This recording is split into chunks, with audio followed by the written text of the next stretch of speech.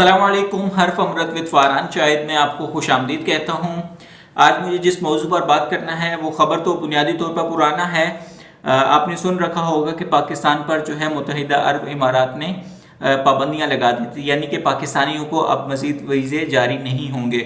तो बहुत सारे लोगों को जो है वो तशवीश हुई, उसी तरह मुझे भी तशवीश हुई। लेकिन जब मुझे तशवीश हुई तो मैंने भाग के बहुत सारे और लोगों की तरह जो है वो और दूसरी चीज़ें कि इस तरह की पॉलिसीज़ आएँ तो हम बाकी ये चीज़ देखते हैं कि आया उसमें सिर्फ पाकिस्तान शामिल है या कोई दीगर ममालिक भी उस पॉलिसी का शिकार हुए हैं।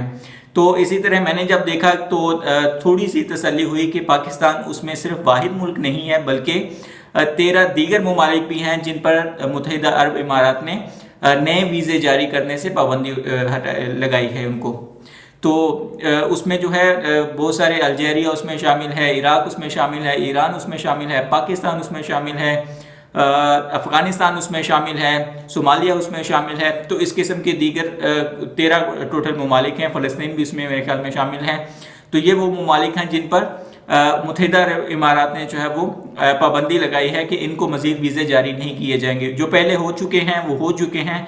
अगर पाकिस्तान का देखा जाए तो पाकिस्तान के 15 लाख लोग जो हैं वो मुत्तहिदा अरब इमारात में सेटल हैं, यानी कि वो जॉब करते हैं या वो परमानेंटली सेटल हैं या वो जॉब के वीज़े पर हैं। तो ये पाबंदी जो है वो लगी क्यों है, हम इसका मैं आखिर में जवाब देता हूँ। लेकिन हमें जो चीज़ें फीड आउट की गई हैं वो बेसिकली ये हैं कि ये जी कोरोना का मसला है जी। कोरोना को कंट्रोल करने के लिए मुत्तहिदा अरब इमारात ने नए वीज़े जारी करने पर पाबंदी लगाई है। और इसमें अगर देखा जाए तो उन्होंने फैमिलीज़ को तो अलाउ किया है, लेकिन जो है उसमें एक कोई अलग छड़े छांट या बैचलर जिसको आप कहते हैं वो उसके लिए अप्लाई नहीं कर सकता। कोई सिंगल आदमी उसको नए वीज़ा अप्लाई नहीं कर सकता, या अप्लाई करेगा भी तो उसको वीज़ा नहीं मिलेगा। तो ये किस्म की पाबंदियां हैं पाकिस्तान पर और दीगर 13 ममालिक पर। इस पर गुज़श्ता दिन में खबर आई कि हमारे वज़ीर ख़ारजा शाह महमूद कुरैशी ने जो है वो मुत्तहिदा अरब इमारात के सामने ये उनकी इंतज़ामिया के सामने ये मसला उठाया कि पाकिस्तान पर ये पाबंदियाँ क्यों लगी हैं।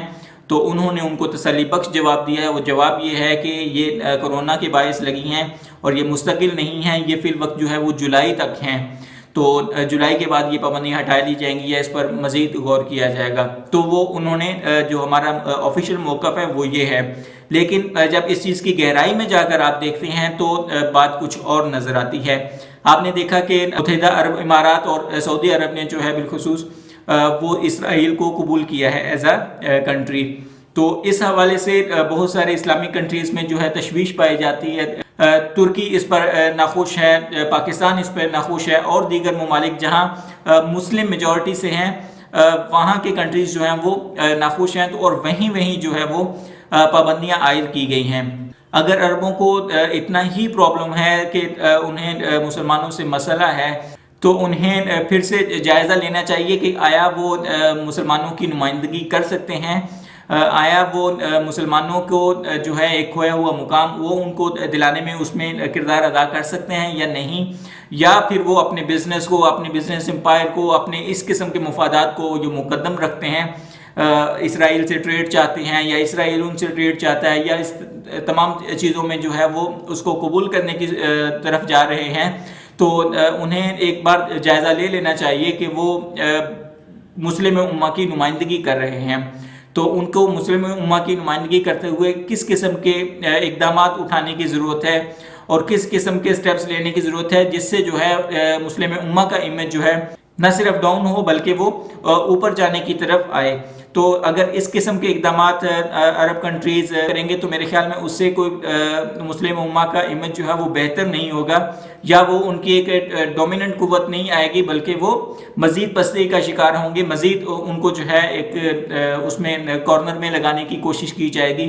इसी के ज़रिए या दीगर जो हमारे प्लेटफॉर्म हैं मुस्लिम उम्मा को यकजा करने वाले, वहाँ पर इस बात को उठाना चाहिए और ये चीज़ ज़ेर बहस आनी चाहिए कि हम क्या हमारी जो है पॉलिसीज़ होनी चाहिए और किस किस्म की हमारी पॉलिसीज़ जो है वो इम्प्रूव करने की ज़रूरत है जिससे हमारा मुसलमानों का तशख़्ख़ुस जो है वो غالب آ سکے یا اس میں بہتری کی گنجائش پیدا کی جا سکے۔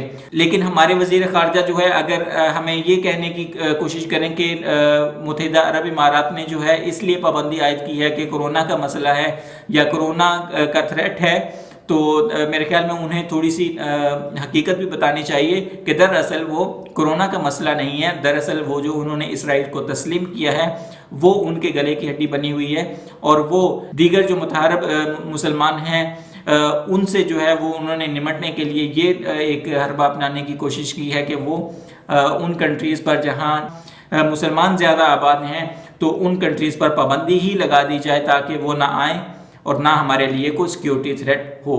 تو انہیں یہ سیکیورٹی تھریٹ جو ہے وہ زیادہ خطرناک لگتا ہے، لیکن انہیں کافروں کی گود میں بیٹھنا یہ تھریٹ ان کے لیے میرے خیال میں قابل قبول ہو گیا ہے۔ تو ان کو اپنی پالیسیوں کا دوبارے سے جائزہ لینا چاہیے، اور جو موقف انہوں نے دہائیوں سے اپنایا ہوا ہے کہ اسرائیل کو تسلیم نہیں کریں گے، وہ میرے خیال میں ان کے لیے زیادہ بقا کا حامل ہے، بجائے یہ کہ وہ اسرائیل کو تسلیم کریں، اس ریاست کو تسلیم کریں جو یقیناً ناجائز ریاست ہے، جو مسلمانوں کے حقوق کو سلب کر کے حاصل کی گئی ہے۔